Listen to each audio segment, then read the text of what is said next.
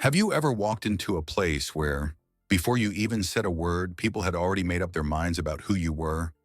Not based on your name, your qualifications, or your values, but based on the color of your skin and the clothes you wore. This is the story of a man who walked into a building where power was everything and prejudice was just business as usual. What they didn't know was that he wasn't just another janitor. He was about to become their CEO. Langston and Kosher stood tall in the heart of downtown Chicago, a $600 million real estate empire built on steel, glass, and legacy. Every morning, the lobby came alive with professionals in tailored suits, clutching designer briefcases and sipping overpriced lattes. Inside those walls, people chased deals, authority, and prestige. But on this morning, something different happened. A single motorcycle pulled into the employee entrance. It wasn't loud or flashy, just a quiet machine driven by a man who looked like he didn't belong. His name was Marcus Thompson. Dark jeans, a clean hoodie, a worn-out backpack hanging from one shoulder. He didn't look important. He didn't look powerful. But Marcus wasn't here for attention. He was here for answers. What no one inside that building knew was that Marcus was the eldest son of William Langston, the founder and CEO of Langston and Company. But Marcus had lived most of his life out of the public eye. His mother, a brilliant black attorney, passed away when he was just a child. William remarried, and the company carried on without Marcus in sight. Marcus built his life elsewhere, quietly, thoughtfully. But when he came across his late mother's journals, filled with pain, frustration, and a sense of being erased, he knew he had to come back, not as a boss, not as a Langston, but as an outsider. He walked through the employee entrance. No fanfare, no entourage, just a man stepping into a place that didn't expect him. And he felt it immediately. The looks, the glances, the judgment. People stared. Some looked curious. Others looked bothered. And then came Bradley Spencer, slicked back hair, Rolex on his wrist, confidence wrapped in arrogance. "Hey, deliveries go around back," Bradley said with a smirk, without even asking Marcus's name. Marcus paused, calm, unshaken. "Actually," he replied, "I'm here to apply for a job." There it was, the beginning of everything. The receptionist glanced up, her expression somewhere between surprise and mockery. Bradley looked him over like he'd stepped in something unpleasant. "A job?" Bradley chuckled. "What kind of job?" Marcus kept his tone even. "Any job. I'm just looking for a chance." Bradley laughed openly now. "We don't really have anything suitable." He turned to the receptionist. "Check anyway." She tapped a few keys, then smirked. "Well, there is one opening, janitorial staff." Bradley grinned wider. "Perfect." The people standing nearby tried to hide their amusement. Some whispered, some snickered. Marcus didn't react. He just smiled. "I'll take it," he said. Bradley blinked. "What?" "I said I'll take the job." And just like that, the heir to a real estate empire became the newest janitor at Langston and Company. He received his uniform, folded it neatly, walked toward the service elevator. No one knew his last name. No one knew his legacy. They only saw a black man with a mop and a bucket. That was exactly what Marcus wanted. He wanted to see the truth. He wanted to feel how the company treated those without titles, without suits, without connections. And that truth came fast. Doors closed in his face. Conversations stopped when he walked into the room. People looked through him like he didn't exist. But Marcus noticed everything. The comments, the smirks, the silence. One employee, as he passed Marcus cleaning the hallway, purposely dropped his trash on the floor and kept walking. Another pretended not to hear him when he asked where the supply closet was.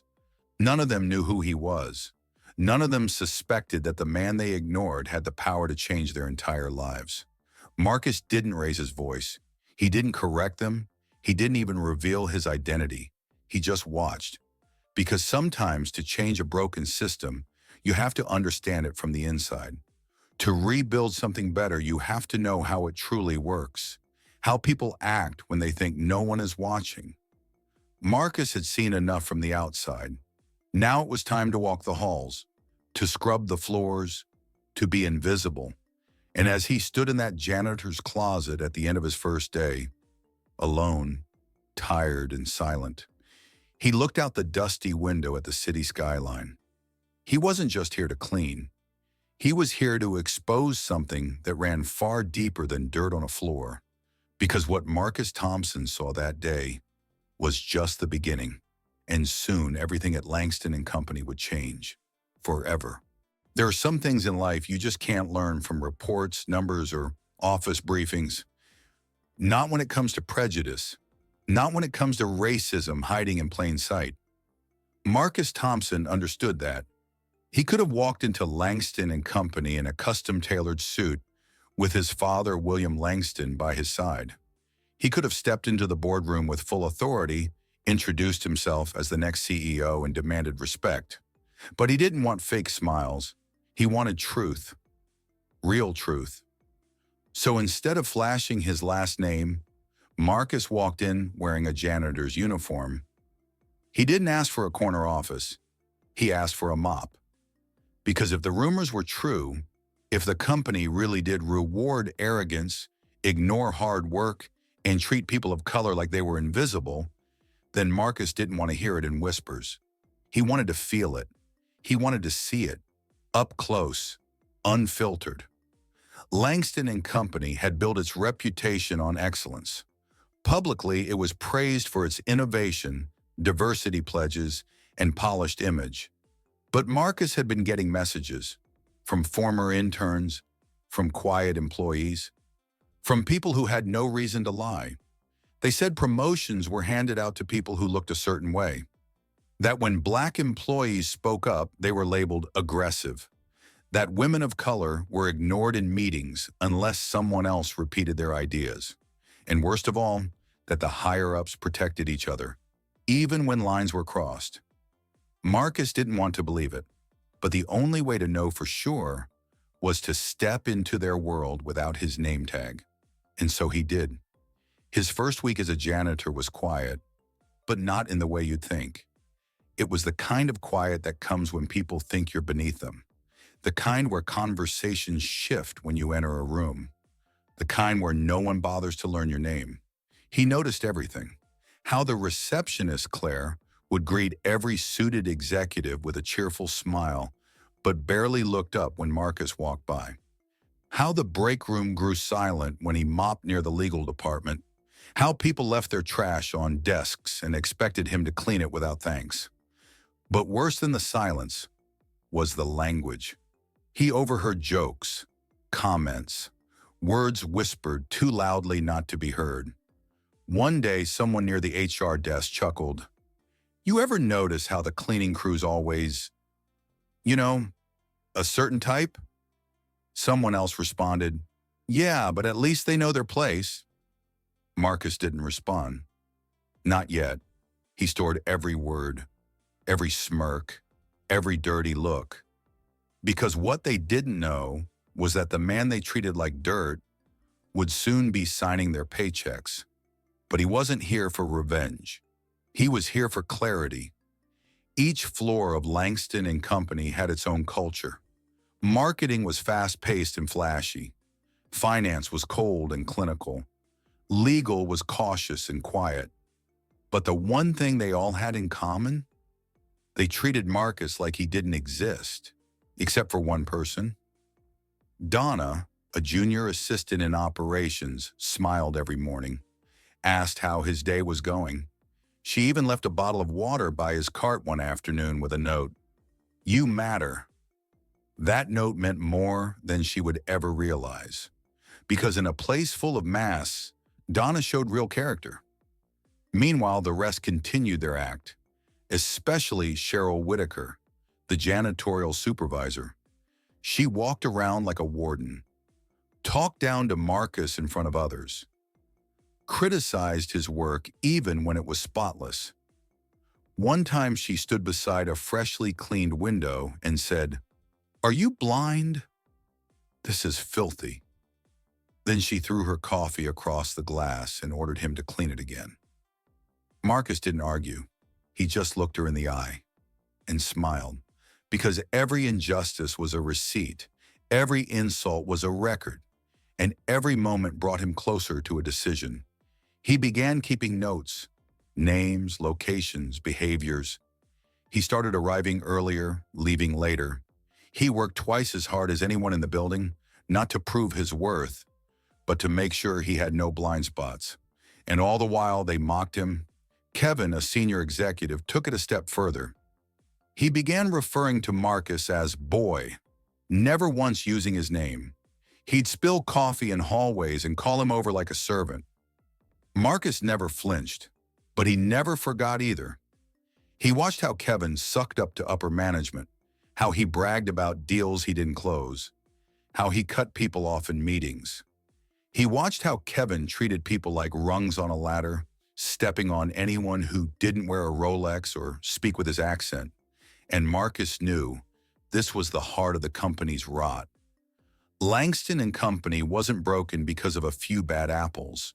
It was broken because the culture rewarded those apples for being loud, white, and ruthless. And that had to change. By the end of week 2, Marcus had seen enough. He had cleaned restrooms used by men who refused to make eye contact. He had wiped fingerprints off glass doors opened by women who called him, "Hey, you." He had smiled through condescension and swept up spilled coffee made deliberately to degrade him. But he also learned something else. He learned that power wasn't just about title or position, it was about presence. And when the time came, his presence would speak louder than any of their prejudice ever could. Because Marcus Thompson hadn't come to Langston and Company to clean floors. He had come to clean house. The janitor uniform, temporary. The truth he gathered, permanent. And the reckoning, it was coming. Because sometimes, to change a system from the top, you have to start at the bottom. Sometimes the most painful form of racism isn't the kind that screams in your face. It's the quiet kind. The smirks, the eye rolls, the jokes whispered just loud enough so you'll hear them and know they're about you. Marcus Thompson knew that kind all too well. He had grown up with people locking their car doors when he walked past. He had seen women clutch their purses tighter when he stepped into elevators. He'd been followed in stores, doubted in meetings, talked over in conversations where he had more knowledge than anyone in the room. But nothing quite prepared him for what he'd witnessed inside Langston and Company. Marcus wasn't just a janitor. He was the undercover heir to a $600 million empire. And while the world outside believed he was scrubbing floors, what he was really doing was gathering truth. Truth that hurt, because what he found wasn't just a few bad apples. It was a whole system that had learned how to smile while looking down on you. It began with the small things. When he walked into a room, people stopped talking. Some wouldn't meet his eye. Others would talk to him like he was hard of hearing, loud, slow, condescending. "Hey, buddy, can you clean this real nice? We've got important folks coming in," someone from marketing once said, laughing with his team. Marcus nodded, quietly wiping the already clean surface. But he noticed. They never said that to the older white janitor named Steve. Steve, who spent half his shift sipping coffee and chatting in the break room, never got told what to do twice. He got respect, eye contact, jokes. Marcus got orders. Sometimes it was even worse than silence. In the executive wing, Marcus passed by 2 men from upper management. One nudged the other, saying under his breath, "These people always find their way in somehow, huh?" The other one laughed. "Affirmative action, man." Marcus didn't flinch. He had trained himself not to. But inside, something twisted, not out of anger, out of recognition, because this wasn't new. It was just more polished here. They didn't call him slurs, they didn't scream, they didn't threaten. They just treated him like a lesser human being and expected no one would notice. Cheryl Whitaker, the janitorial supervisor, was one of the worst. Every morning she would do a walkthrough, inspecting Marcus's work with a glare that could crack glass. "This is streaky," she'd say, pointing to a mirror that was spotless. "You call this clean?" she barked once, after he spent 20 minutes scrubbing the executive restroom floor. Then one day she crossed a line. Marcus had just finished cleaning the glass conference table on the 27th floor, polished to a shine, not a fingerprint in sight. Cheryl stormed in, scowling. "This is filthy. Are you blind?" Marcus glanced at the table. It was perfect. "I just cleaned it," he said calmly. Without missing a beat, she picked up a full cup of coffee and threw it across the table. The dark liquid splattered across the glass and dripped down the sides. She crossed her arms, staring him down. "Clean it again." The office fell silent. A few nearby employees froze, unsure if they'd actually seen what they just saw. Marcus stood still for a moment. Then he smiled. Because this moment, this exact moment, was everything he needed. Proof. Undeniable, ugly proof of how deeply rooted the disrespect ran. It wasn't just Cheryl. There was Kevin Matthews, the senior executive with the corner office and the ego to match. Kevin made it his mission to mock Marcus whenever he could. "Boy," he'd call him in a tone soaked with superiority. He'd leave trash in hallways Marcus had just cleaned, spill his coffee on purpose and call Marcus to come clean it, without even pretending it was accidental. One afternoon, as Marcus bent down to wipe a spill outside the elevator, Kevin walked by and dropped his lunch wrapper right beside him. "No need to stand up. You're already on the ground," he said with a smirk. Marcus looked up, not with hatred, not even with anger, but with a calmness that unsettled Kevin more than any retaliation ever could. Because Marcus was watching. He was always watching. Not just them, but how others reacted. Some employees laughed, some stayed silent, and a very few, looked away in shame. They weren't the loud racists, they were the quiet ones, the ones who didn't agree, but didn't speak up. And that silence, it was part of the problem. In week 3, Marcus sat alone in the janitor's closet during lunch, looking at the schedule Cheryl had slammed onto his desk. She had added 3 extra assignments, late at night, only to his name. Nobody else. Just him. Another message. "You're nothing here. You don't belong."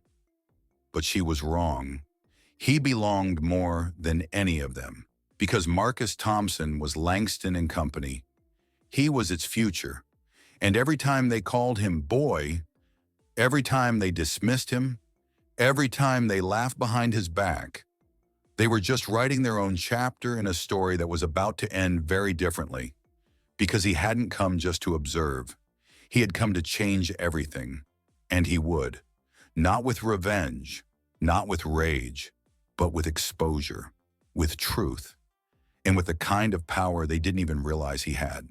The quiet racism, the casual insults, the arrogance wrapped in silk ties and MBA degrees. He'd seen it all. And soon, they would see him for who he truly was. Not a janitor, not a diversity hire, not someone to walk past, step over, or silence, but the man holding the keys to their entire future. The one they never saw coming, and the one they would never forget. They say the truth always comes out, but sometimes the truth doesn't just come out. It walks into the room wearing a janitor's uniform and brings an empire to its knees. Marcus Thompson had spent weeks being ignored, insulted, and disrespected. He had seen the truth about Langston and Company from the bottom up, and now it was time to turn the building upside down. It started with a phone call. Claire, the front desk receptionist, answered like she always did, cheerful and professional. But within seconds, her face changed. Her posture straightened, her voice dropped in pitch. "Yes, sir. Yes, of course. Right away." She hung up, eyes wide. Then she stood and announced to the room, "Mr. Langston will be arriving shortly. Please prepare for his entrance." The energy in the office shifted instantly. People scrambled to fix their ties. Women touched up makeup. Interns rushed to organize documents. Senior executives straightened their spines like they were made of glass. The founder, the billionaire, the name on the building, William Langston. No one had seen him in the office for months. Rumors swirled every time his name was mentioned. And now he was showing up unannounced. Kevin Matthews, the smug senior executive, was practically glowing. He saw this as his moment. He'd shake William Langston's hand, say a few clever things, maybe angle for a promotion or even a corner office downtown. Meanwhile, Marcus stood quietly in the hallway, holding a mop, still in his uniform, still playing the role of the invisible man, but not for much longer. The elevator dinged. Silence swept through the office like a cold wind. And then he stepped out. William Langston, tall, commanding, wearing a tailored gray suit and an expression that said he owned every room he entered.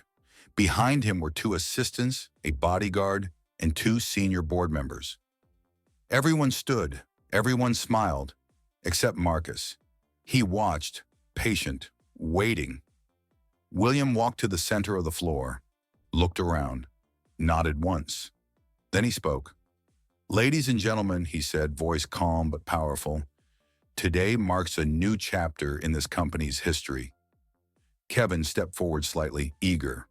Amanda Whitaker, the janitorial supervisor, stood straighter, already rehearsing her smile. William continued, "For decades, Langston and Company has stood for excellence. But excellence means nothing without integrity." A few people shifted uncomfortably. "And today I am proud to introduce the person who will be leading this company forward. Someone who understands hard work. Someone who has seen what this company looks like when no one's watching." People glanced around. Whispers started. William smiled. "My son is here, right now, among you, and I'd like to ask him to come forward." The entire room froze. Son? Nobody knew he had a son in the building. Kevin's smile faltered. Amanda blinked. They started looking around, at the men in suits, the younger analysts, the polished finance guys in the back. But William wasn't looking at any of them. He turned his head and looked directly at Marcus. Everyone followed his gaze and saw the janitor, still holding a mop, still standing by the wall, still in the uniform they'd all looked down on. Marcus stepped forward slowly. Each footstep echoed like a drum beat. The looks on their faces, confusion, disbelief, fear. Kevin's mouth opened slightly. Amanda's hand moved to her chest. No one said a word. Then Marcus stood next to his father. William placed a firm hand on his son's shoulder. "This," he said, "is Marcus Thompson, my firstborn, my successor, and as of today, your new CEO." The room erupted, only not with applause, with silence, absolute deafening silence. Marcus looked around, meeting the eyes of every person who had judged him, mocked him, dismissed him. Then he spoke. "I know many of you are shocked. That's understandable."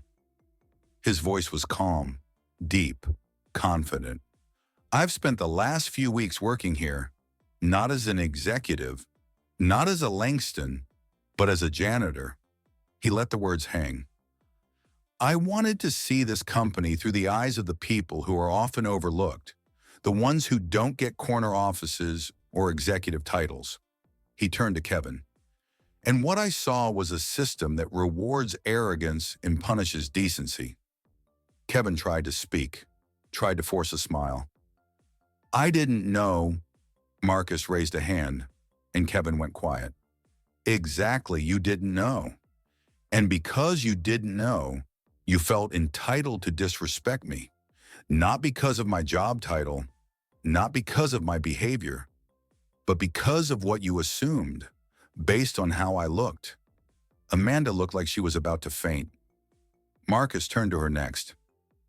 You threw coffee on a table I had just cleaned, called me blind, made me do it again while people watched.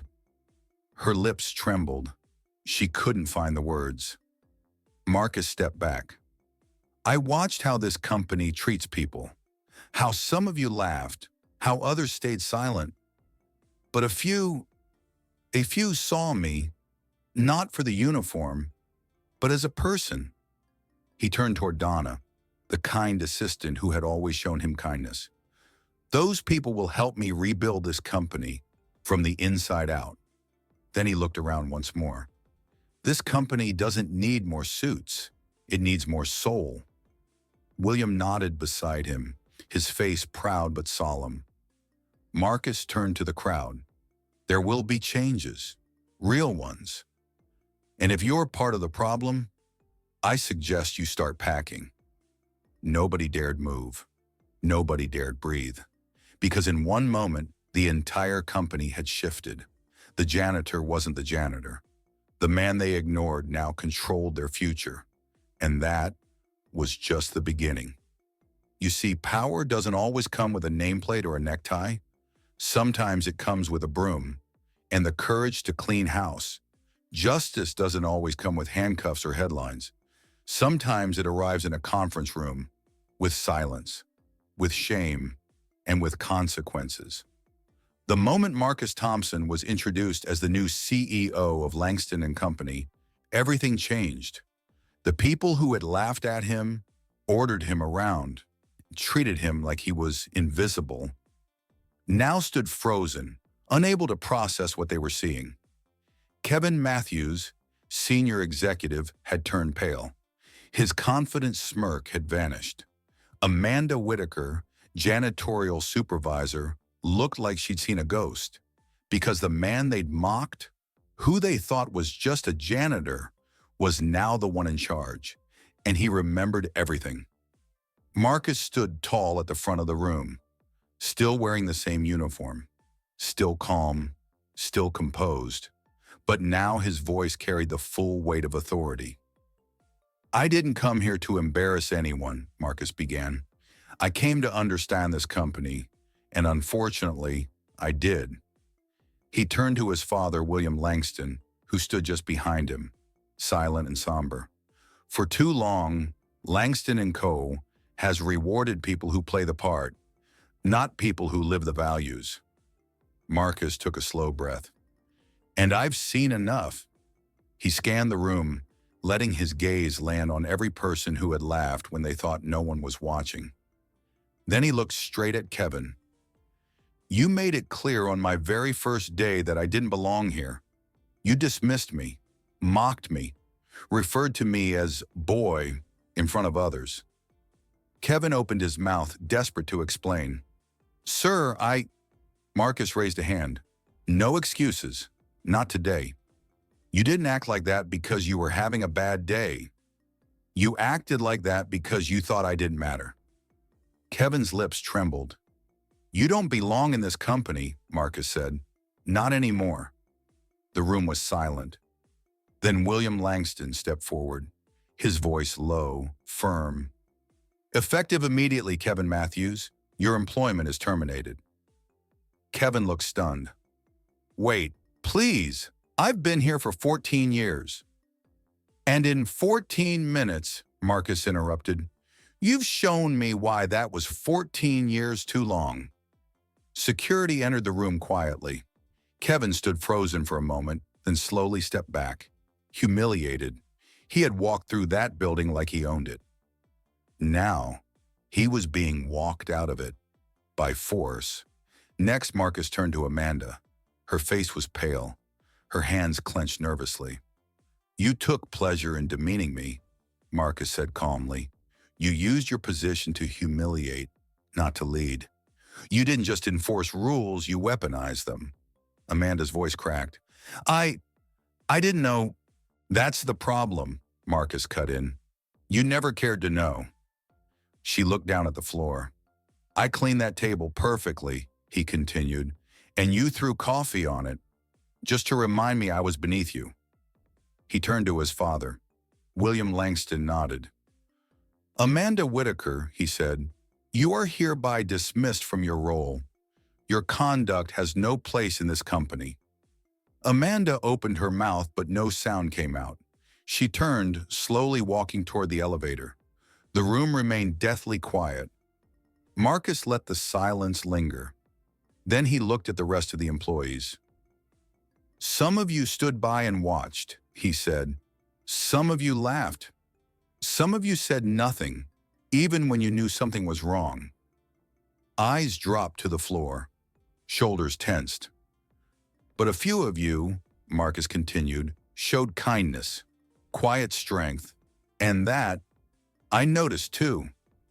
He turned to Donna, the young assistant who had left him a bottle of water and a note that said, "You matter." "Donna," he said, his tone warm, "please step forward." She hesitated, unsure if she was hearing correctly.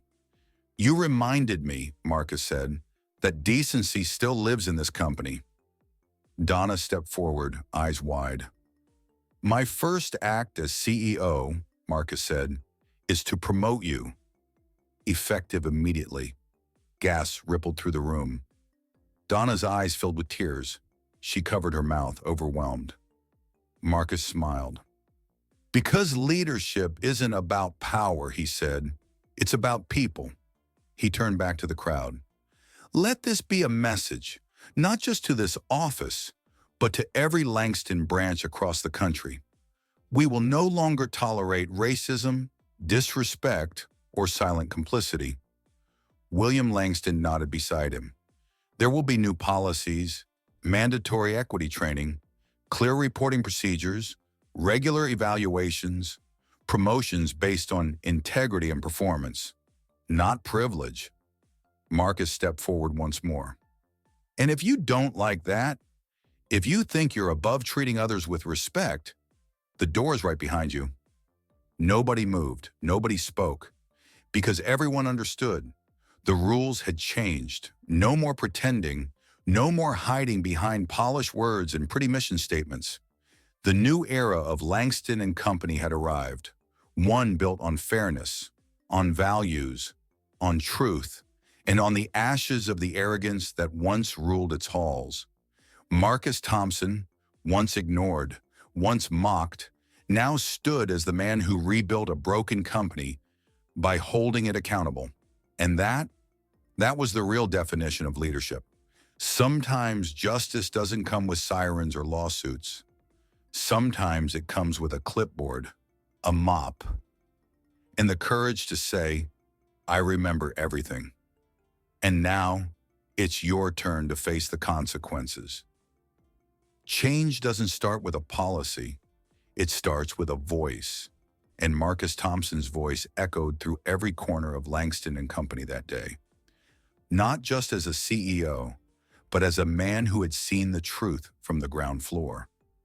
After firing those who abused their power and promoting those who showed compassion, Marcus wasn't done. He stepped forward, standing in the same lobby where he once mopped floors in silence. Now all eyes were on him. No one dared to look away. "This company," Marcus began, "has forgotten what made it great. Not the profit margins, not the glossy buildings, but the people. The ones who show up early, stay late, the ones no one sees, but without them, nothing works." His voice was steady, calm, but carried weight. "I walked your halls as a janitor. I was ignored, talked down to, laughed at, and while I could have revealed who I was at any moment, I chose not to, because I needed to see how you treat people when you think no one important is watching." Silence filled the room. "Let me be clear. From this moment forward, Langston and Company will no longer reward arrogance. We will reward integrity, empathy, accountability." He looked around, locking eyes with executives, managers, interns. "There will be mandatory training on equity and inclusion. Every promotion and hire will be audited for fairness, and no matter your position, everyone will be expected to treat others with dignity." A few people nodded. Some looked away. Marcus continued, You don't build a strong company by stepping on people. You build it by lifting them up.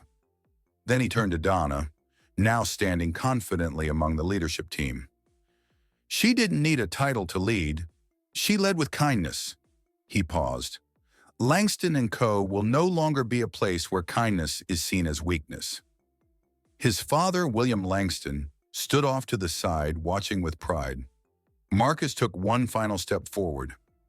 If you've ever felt invisible here, know that you are seen now. And if you've ever been silenced, this company will be built with your voice in mind. He let the words settle. This wasn't just a speech, it was a declaration, a promise. A new tone for a company once built on power, now rebuilt on purpose.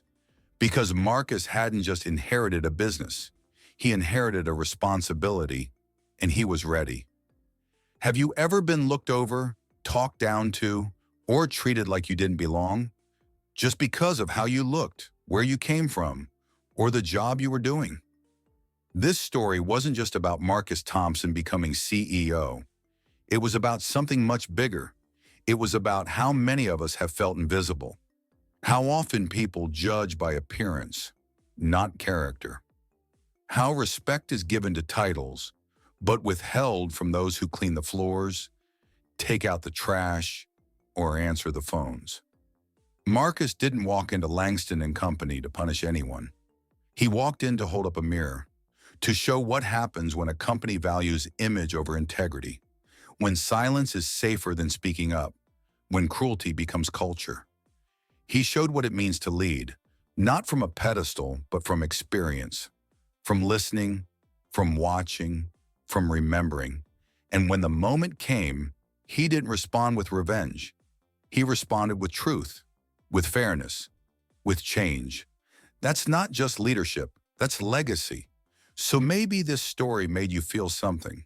Maybe you've been Marcus, or maybe you've been Kevin. Maybe you've been silent when someone needed you to speak. Maybe you've offered kindness when no one else did. Wherever you stand, let this story be a reminder. People are watching, words matter. Respect is never wasted. And real power? It's not about who stands tallest. It's about who lifts others up. If this story moved you, if it made you think, don't keep it to yourself, share it. Because the world doesn't just change through speeches, it changes through stories. And this is just the beginning.